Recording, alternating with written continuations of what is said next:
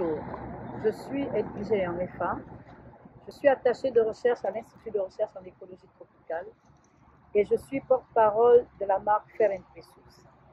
Je vais vous parler de notre motion 23 que nous allons présenter à l'AG du FEC à Bali en octobre 2022.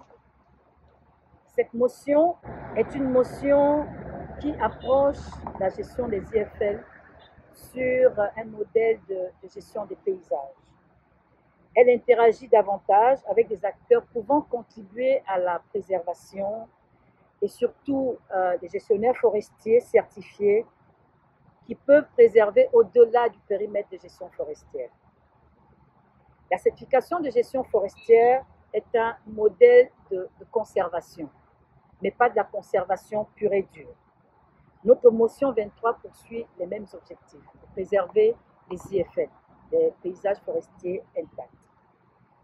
Elle vise à protéger les IFL à l'échelle de la société certifiée, mais aussi à l'échelle du paysage.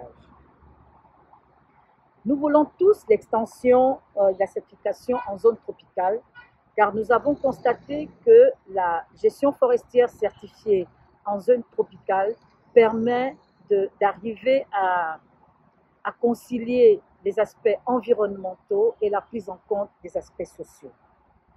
Elle contribue au bien-être des travailleurs, des communautés, mais aussi à la préservation de l'environnement.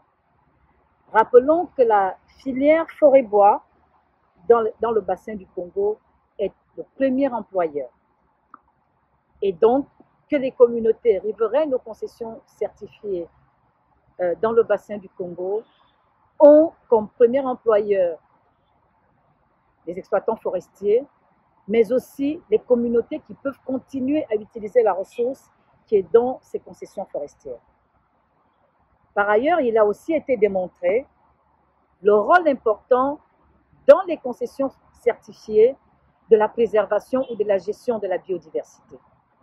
On retrouve certaines espèces emblématiques comme les grands singes, comme les éléphants, qui sont dans cet havre de paix parce que les concessionnaires certifiés FSC mettent en place des plans de gestion de la faune qui leur permettent de faire un suivi de la faune au quotidien ou même de façon très régulière et augmenter la population de certaines espèces emblématiques dans ces concessions forestières.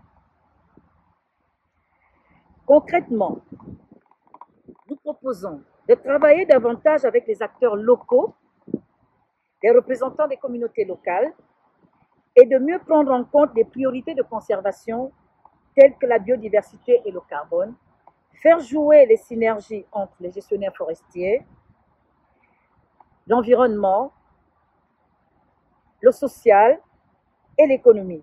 C'est pour ces raisons que nous demandons à tous les acteurs, surtout aux membres FEC, de voter pour la motion 23.